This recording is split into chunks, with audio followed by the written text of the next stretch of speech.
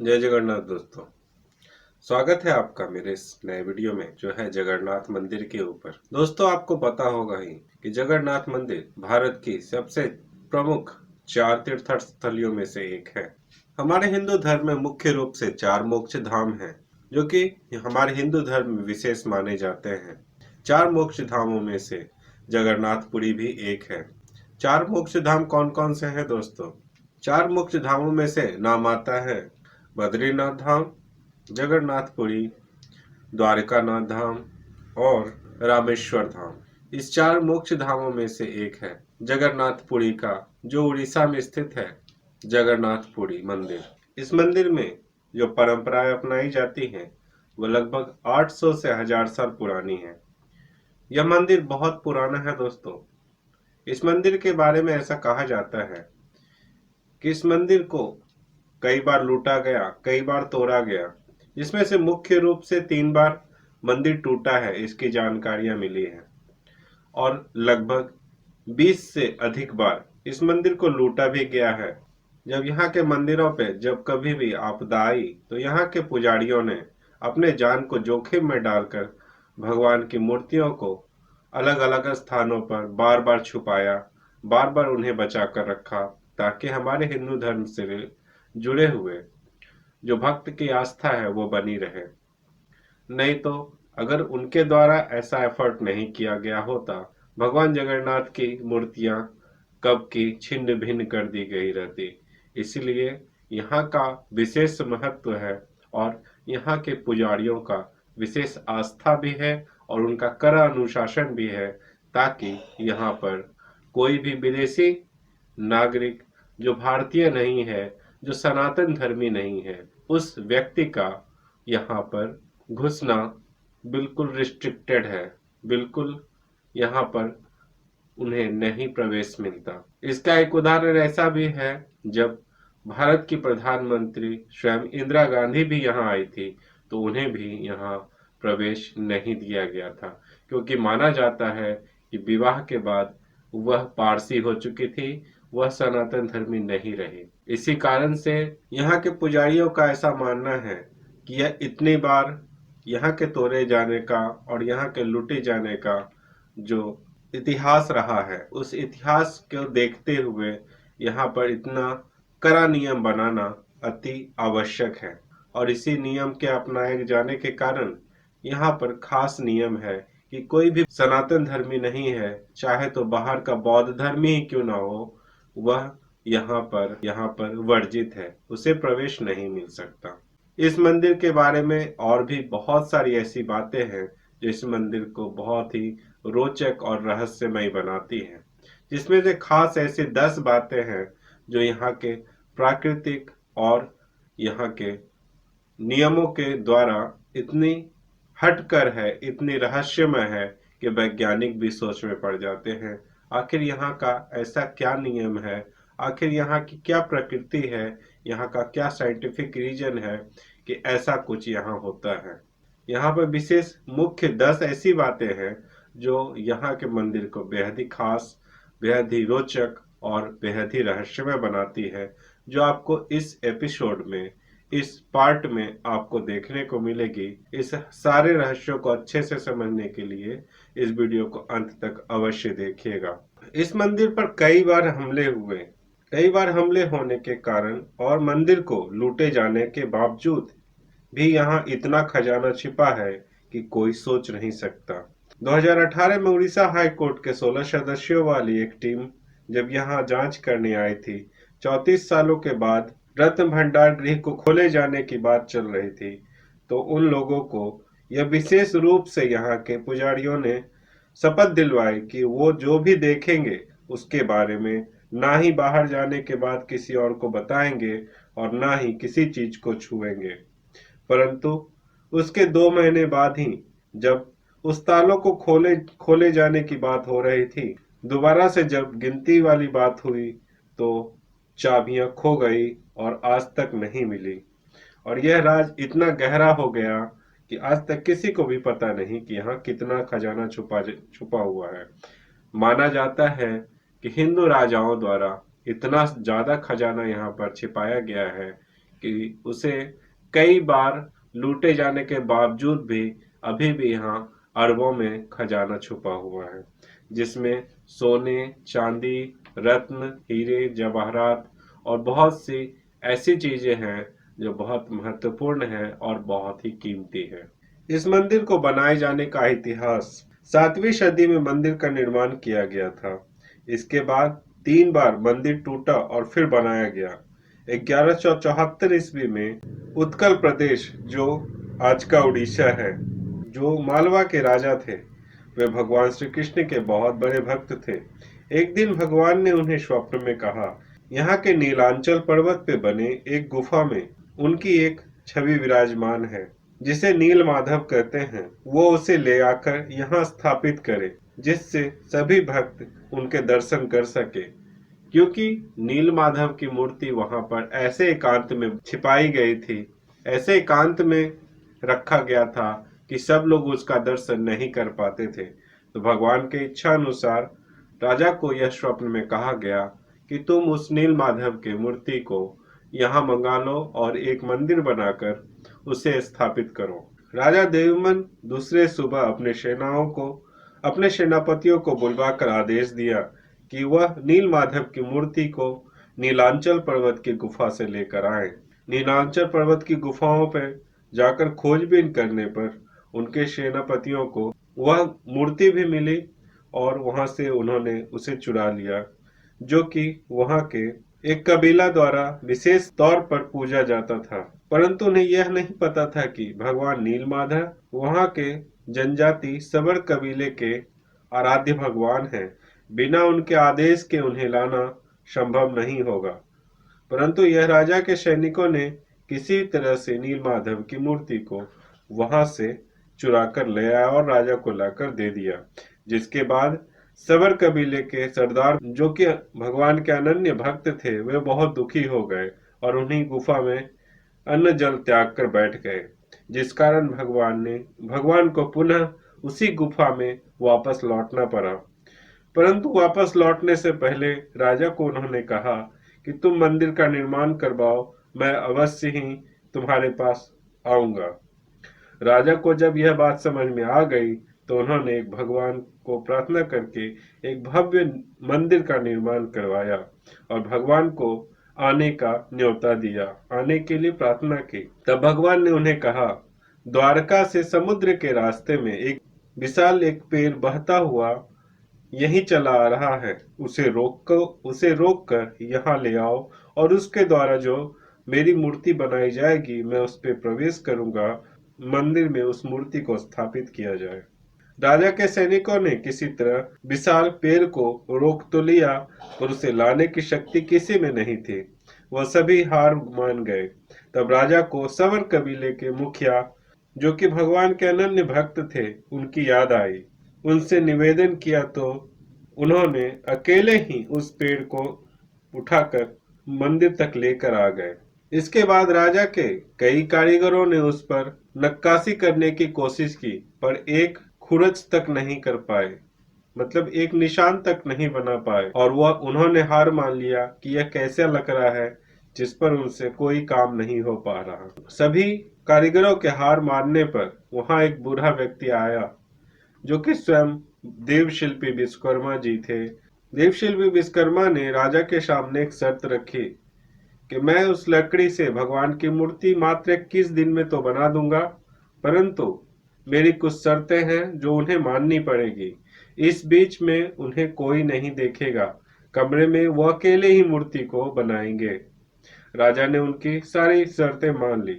वे कमरे में बंद होकर भगवान की मूर्ति बनाने में तल्लीन हो गए। यदि यह शर्त टूटती है तो वह मूर्ति नहीं बनाएंगे, ऐसा कहकर उन्होंने कमरे को बंद कर दिया और मूर्ति बनाना शुरू किया। 21 दिन बीतने से पहले ही राजा की पत्नी को बहुत जिज्ञासा हुई कि भगवान की मूर्ति कैसी बनी है, और वह जिद करने लगी।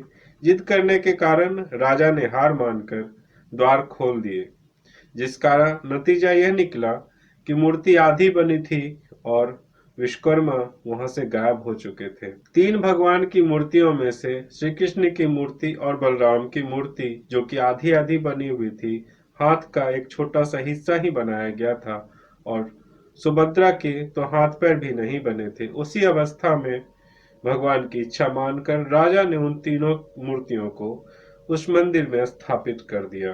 भगवान की इस मूर्ति में भगवान ने प्रवेश किया और तब से जगन्नाथ जी की मूर्ति उसी प्रकार हर साल बनाई जाती है और पूजा की जाती है। अधूरी बनी मूर्तियों को ही कृष्ण भगवान का विग्रह मानकर श्रद्धा पूर्वक सजाया जाता है और पूजा पाठ किया जाता है। जगन्नाथपुरी की बहुत ही बड़ी विशेषता यह है दोस्तों कि यहाँ पर जो भी भक्त जैसे भी मनोकामना लेकर आता है उसकी वह मनोकामना अवश्य ही पूरी हो जाती है। यहाँ का विशेष जो नियम मैंने पहले भी बताया, यहाँ के सिंह द्वार पर ही एक पत्थर पर लिखा हुआ है कि यहाँ कोई भी विदेशी व्यक्ति एंट्री नहीं कर सकता, अंदर नहीं आ सकता। यह 5 भाषाओं में लिखा हुआ है। जगन्नाथपुरी पर बहुत बार हमले हुए, इसकी बात मैं आगे करूंगा। पहले यहाँ के विशेषताओं के बारे में मैं आपको बताता हूँ। सबसे पहली विशेषता यहाँ का ध्वज है दोस्त। हवा अगर पश्चिम की तरफ चल रही हो तो ध्वज पूर्व की तरफ लहराता है। कभी वैज्ञानिक कभी नहीं समझ पाए। यहाँ का ध्वज हर एक दिन बदला जाता है। यहाँ के पुजारी हर एक संध्या में मंदिर पर ऊपर चढ़ते हैं और ध्वज को बदलते हैं। अगर ऐसा नहीं किया जाएगा तो यहाँ के पुजारियों का मानना है कि अगर एक दिन भी ध्वज को नहीं बदला गया तो मंदिर 18 साल के लिए बंद करना पड़ेगा। मंदिर प्रांगण में जो मुख्य मंदिर है उसकी ऊंचाई 214 फीट है और इसका सबसे ऊपरी गोल भाग कभी भी परछाई में दिखाई नहीं देता। इस मंदिर की यह भी एक विशेषता है, कभी भी इसका ऊपरी भाग छाया में दिखाई नहीं देता, जबकि बाकी मंदिर का हिस्सा छाया में बनते हुए दिखता है, पर इसका ऊपरी गोल भाग आप कभी भी छायाकृति में नहीं देख सकते। आश्चर्यमयी लगता है, जो कि आप किसी भी दशा में किसी भी दिशा से अगर आप दूर से देखते हैं तो चक्र आपको सीधा ही दिखाई देगा।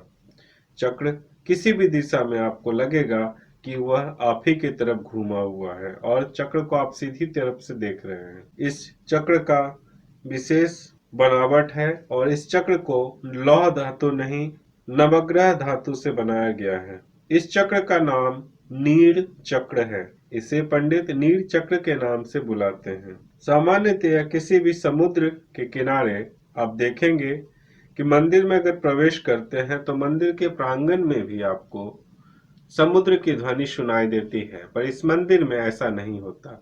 इस मंदिर के सिंह द्वार के अंदर जैसे ही आप पांव रखेंगे आपको समुद्र की ध्वनि सुनाई देनी बंद हो जाएगी और जैसे ही आप सिंह द्वार से बाहर आएंगे आपको समुद्र की ध्वनि पुनः सुनाई देने लगेगी। यह यहाँ की प्राकृतिक क्या फिनोमेना है, यह वैज्ञानिकों को आज तक समझ में नहीं आए। एक और भी यहाँ पर प्राकृतिक फिनोमेना ये भी है कि यहाँ पर हवा की दिशा हमेशा उल्टी चलती है। आप और जगहों के मंदिर या स्थानों के बारे में आप जब देखेंगे कि सुबह में हवा समुद्र से किनारे की तरफ बहती है, जबकि यहाँ उल्टा होता है। यहाँ सुबह हवा किनारे से समुद्र की तरफ बहती है और संध्या काल में जो और जगहों पर किनारे से समुद्र की तरफ बहने वाली हवा यहाँ पर समुद्र से किनारे की तरफ आती है। संध्या काल में ऐसा होता है। तो यहाँ पर एक उलट फिनोमेना होने का वजह क्या है, यह वैज्ञानिक को आज तक समझ में नहीं आया। यह यहाँ के रहस्यमय होने के तरफ एक और बात है जो कि इस मंदिर से जुड़ी हुई है। इस मंदिर के बारे में एक और भी बहुत ही विशेष बात है दोस्तों। मतलब बर्ड्स उड़ते हुए आपको नजर आएंगे और बैठे हुए भी नजर आएंगे। मैंने मैक्सिमम सभी मंदिरों पर चिड़ियों को बैठा हुआ देखा है, पर इस मंदिर की यह विशेषता है कि इस मंदिर पर कोई भी चिड़िया ना आपको उड़ता हुआ दिखेगा और ना ही बैठा हुआ। यह ऐसा यहाँ क्यों होता है यह किसी को आज तक नहीं पता, ना वैज्ञानिक पता लगा पाए हैं कि यहाँ पर ऐसा क्यों होता है। इसी कारण से एक यहाँ के लिए और भी नियम बनाया गया है कि इस मंदिर के ऊपर से कोई भी विमान नहीं उड़ सकता। अगर ऐसा किया जाए तो हो सकता है वैज्ञानिक दृष्टिकोण से या जो भी कारण हो विमान दुर्घटनाग्रस्त भी हो सकता है, इसीलिए यहाँ से उड़ने पर प्रतिबंध है। किसी भी विमान को इस मंदिर के ऊपर से नहीं उड़ने देने का नियम है। लोग डरते भी हैं कि यदि पक्षी यहाँ नहीं उड़ सकते तो विमान का क्या पता वो कब दुर्घटनाग्रस्त हो जाए। सबसे महत्वपूर्ण बात यहाँ के मंदिर की प्रसाद में है दोस्तों। यहाँ के प्रांगण में जो प्रसाद बनाया जाता है वो कहा जाता है कि विश्व का सबसे बड़ा किचन इस मंदिर के प्रांगण में बना हुआ है। ऐसा क्यों है दोस्तों? आपको समझने के लिए मैं बताता हूँ। यहाँ पर चाहे 1000 लोग आए, चाहे लाख लोग आए, चाहे 10 लाख लोग आए, कभी भी यहाँ का प्रसाद भोजन कम नहीं पड़ता। यह मां अन्नपूर्णा के विशेष कृपा है इस मंदिर पर, जो कि कभी भी किसी भी भक्त को बिना प्रसाद ग्रहण किए यहाँ से लौटने नहीं देती। संध्या काल तक चाहे कितने भी भक्त आ जाएं, चाहे लाख, 10 लाख, 15 लाख, 20 लाख, कितने भी भक्त आ जाएं, उनके लिए प्रसाद कभी कम नहीं पड़ता। वह पेट भरकर यहाँ से प्रसाद लेकर प्रसाद खाकर जाएंगे। उनके लिए कभी भी ऐसा नहीं होगा कि उनके लिए अलग से प्रसाद बनाना पड़े। प्रसाद यहाँ तीनों समय मिलता है और यहाँ के विशेष रूप से रखे गए रसोइये विशेष ढंग से और बहुत ही पुराने सिस्टम से यहाँ के प्रसाद को बनाते आ रहे हैं। बहुत यह 1800 साल से भी पुराना मंदिर है और तब से ही उस मंदिर को, उस प्रसाद को बनाने की विधि वही अपनाई जाती है जो 1800 साल पहले अपनाई जाती थी।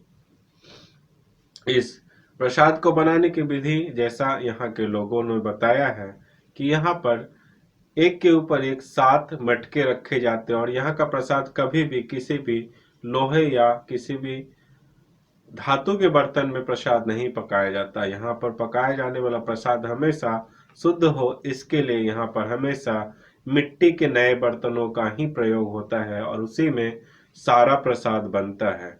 और यहाँ आश्चर्य की बात यह है कि वह उन 7 घरों को जो एक के ऊपर एक चढ़ाकर प्रसाद बनाया जाता है, हर एक घरे में प्रसाद का कुछ न कुछ भाग होता है और जिसमें अलग अलग व्यंजन बनते हैं।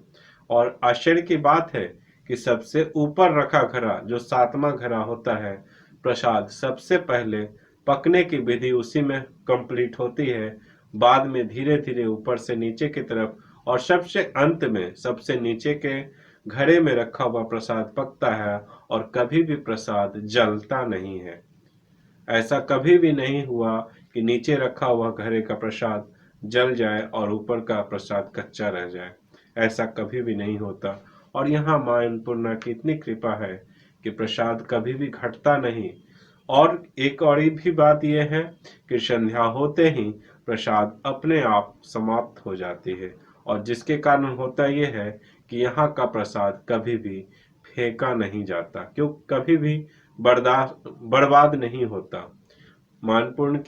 मानपूर्णा की कैसी लीला है इस मंदिर में कि ना ही यहाँ प्रसाद घटता है और ना ही प्रसाद बढ़ता है या फेंका जाता है, जिससे कोई भी अन्न की बर्बादी यहाँ पर नहीं होती। और चाहे कितने भी श्रद्धालु, कितने भी भक्त आ जाएं, उन्हें प्रसाद भर पेट अवश्य ही खाने को मिलता है। यहाँ पर उन प्रसाद को बनाने के लिए लगभग 500 मुख्य रसोइये हैं और उनकी सहायता के लिए 300 हेल्पर हर समय, हर रोज यहाँ पर 24/7 काम करते हैं। यहाँ पर रसोइयों को रहने की व्यवस्था भी है और वे यहाँ पर शुद्ध रूप से भगवान के लिए प्रसाद बनाते हैं और भक्तों को वही प्रसाद हर रोज मिलता है। अब बात करते हैं दोस्तों कि यहाँ पर कितनी बार हमले हुए। सोमनाथ के बारे में तो लगभग सभी लोग जानते ही हैं कि वहाँ पर 17 बार हमला हुआ और सोमनाथ को बहुत ही अधिक क्षतिग्रस्त किया गया, जिसको बार बार कई आने वाले राजाओं ने, शासकों ने, यहाँ तक कि भारत के सरकार ने उसे वापस से बनाया, वहाँ वापस से उसका जीर्णोद्धार कराया, कई बार उसे बनाया गया। पर क्या दोस्तों आपको पता है कि पुरी का जगन्नाथ धाम भी ऐसा ही है जहाँ पर मुगलों से लेकर अंग्रेजों ने कई बार हमले किए और इस मंदिर को नुकसान पहुंचाया और यहाँ के धन को लूट कर ले गए। पर हर बार यहाँ के पंडितों ने, यहाँ के पुजारियों ने भगवान जगन्नाथ की मूर्ति, भगवान सुभद्रा भाई बलदाव की मूर्ति और सुभद्रा जी की मूर्ति को बचाकर कई बार अलग अलग स्थानों पर ले गए, अपने जान को जोखिम में डालते हुए भगवान की रक्षा की, जिसका नतीजा यह है कि आज भी यहाँ पर भगवान सुरक्षित विराजमान है और सभी भक्तों को दर्शन देते हैं। यह इतिहास बहुत पुराना है दोस्तों, जो आपको यहाँ के आर्काइव में और उनके वेबसाइट पे लिखी हुई मिलेगी कि कितनी बार यहाँ पर हमले हुए और कितना नुकसान पहुंचाया गया। उसकी डिटेल जानकारी मैं आपको देने वाला हूं, आप वीडियो को अंत तक देखिएगा। अगर वीडियो पहली बार देख रहे हैं तो आप वीडियो को लाइक और सब्सक्राइब जरूर कर लीजिएगा और पूरे वीडियो को अंत तक अवश्य देखिएगा कि यहाँ कितने बार हमले हुए और क्या क्या हुआ, यहाँ पर कितने बार यहाँ पर हमले हुए और किस किस ने हमले किए। यहाँ के खजाने के बारे में तो मैंने पहले ही बताया कि यहाँ का खजाना इतना बृहद था कि इतनी बार लूटे जाने के बाद भी आज भी माना जाता है कि यहाँ अरबों का खजाना छिपा हुआ है। और इसी हमलों का नतीजा है कि माना जाता है कि इस हिंदू मंदिर में गैर हिंदुओं का प्रवेश बिल्कुल ही निषिद्ध है। यहाँ पे किसी भी गैर हिंदू को आना मना है। इसके अंदर प्रवेश वही कर सकते हैं जो सनातन हिंदू हैं, चाहे वो जैन धर्म से जुड़े हुए हों, चाहे बौद्ध धर्म से जुड़े हों, चाहे सिख धर्म से जुड़े हुए हों, चाहे हिंदू धर्म से जुड़े हुए हों। यदि वह सनातन हिंदू हैं तो उन्हें ही प्रवेश करना इस मंदिर में अलाउड है। सन 2005 में थाईलैंड की महारानी को भी इस मंदिर में प्रवेश की इजाजत नहीं दी गई थी, क्योंकि वह बौद्ध धर्म से जुड़ी हुई थी, परंतु वह विदेशी थी, अर्थात केवल भारतीय बौद्ध को ही इस प्रवेश करने की अनुमति है। वर्ष 2006 में स्विट्जरलैंड के एक विदेशी नागरिक ने यहाँ 1,78,00,000 रुपए का दान भी दिया था, फिर भी उस विदेशी नागरिक होने के कारण उसे प्रवेश की अनुमति नहीं दी गई थी। इन सभी कारणों और नियमों और प्रतिबंधों का कारण मुख्य रूप से यही बताया गया है कि प्रबंधकों द्वारा इस मंदिर को विदेशियों द्वारा, चाहे मुगल हो या अंग्रेज या कोई और विदेशी, उनके द्वारा इस मंदिर को लगभग 20 बार लूटा गया और नुकसान पहुंचाया गया। खास तौर पर मुस्लिम सुल्तानों और बादशाहों द्वारा इस मंदिर को कई बार खजानों को लूटने के लिए और हिंदू धर्म की सभ्यता को नाश करने के लिए, यहाँ पर नाश करने के ख्याल से इस उड़ीसा के पुरी मंदिर को नुकसान पहुंचाया गया। पर बार बार हमले किए गए।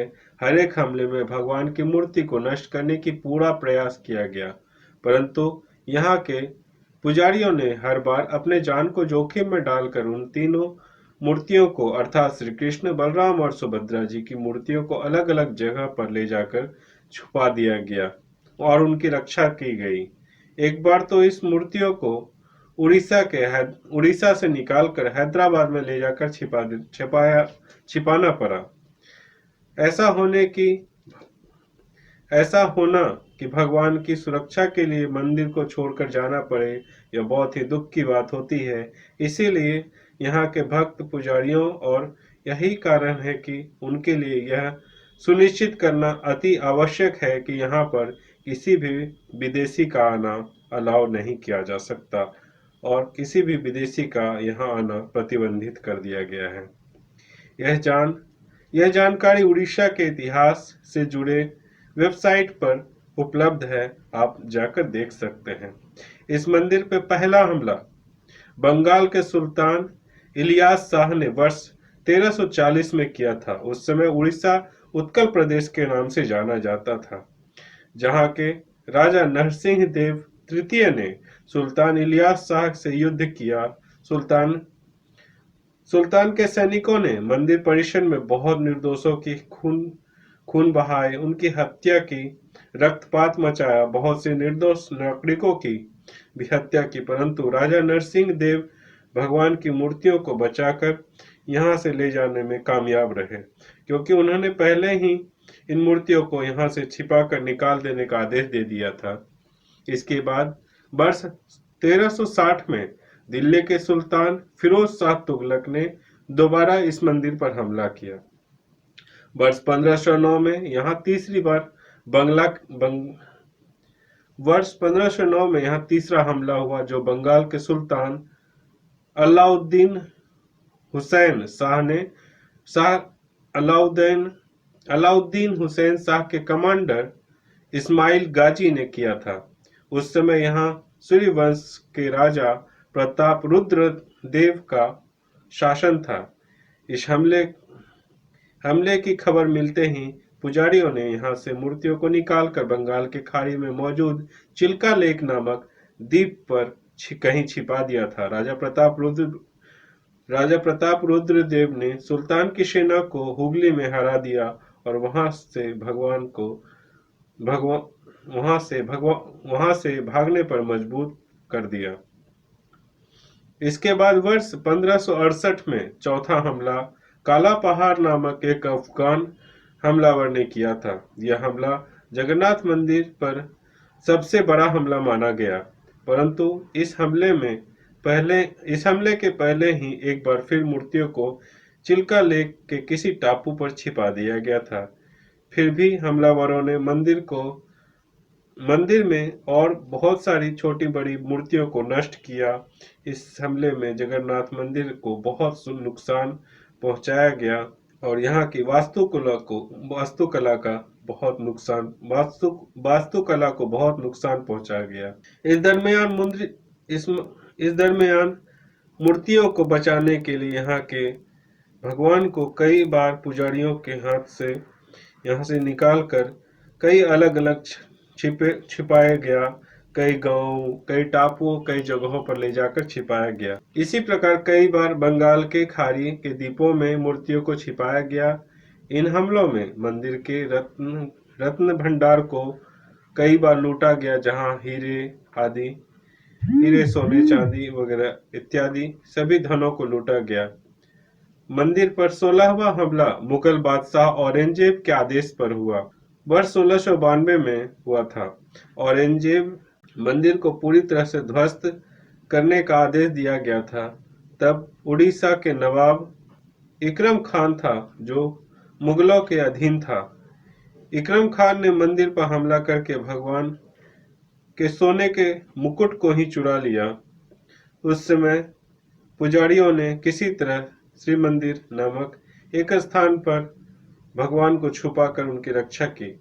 इस मंदिर पर 17वीं बार हमला 1699 में उड़ीसा के नायक सूबेदार तकी खान ने किया था। इस समय मूर्तियों को चुपचाप हैदराबाद ले जाकर छिपा दिया गया था। दिल्ली में मुगल साम्राज्य के कमजोर होने पर मराठा साम्राज्य जब ताकतवर होने के बाद मूर्ति को हैदराबाद से पुनः इस मंदिर में लाया गया और धीरे धीरे जगन्नाथ मंदिर की वैभव को पुनः लौटते समय लगा, पर यहाँ का वैभव पुनः लौट आया। पूरी तरह से लोग मंदिर के पुजारियों के लगातार संघर्ष करने के कारण भी भगवान जगन्नाथ की मूर्तियों को सुरक्षित रख पाना संभव हो पाया। और यही कारण है कि भारत के सर्वोच्च पद पर बैठे व्यक्ति यदि वह हिंदू नहीं है तो उसे भी यहाँ प्रवेश नहीं दिया जा सकता। ये है यहाँ का कड़ा नियम है, क्योंकि इस मंदिर की सुरक्षा के लिए यहाँ के लोग, उड़ीसा के लोग और यहाँ के पुजारियों ने इतने संघर्ष किए हैं कि यहाँ का कोई प्रधानमंत्री, कोई राष्ट्रपति, यहाँ किसी का आदेश नहीं काम करता। सिर्फ यहाँ आदेश है तो भगवान का और भगवान के पुजारियों का, क्योंकि उन्होंने इतने संघर्ष देखे हैं, उन्होंने इतने तप किए हैं यहाँ के मूर्तियों को बचाने के लिए, यहाँ के मंदिरों को बचाने के लिए, कि यहाँ पर किसी नियम का किसी के लिए कोई महत्व नहीं है। सिर्फ एक ही नियम है कि भगवान की रक्षा और भगवान के कार्य में किसी की भी हस्तक्षेप यहाँ बर्दाश्त नहीं की जाती।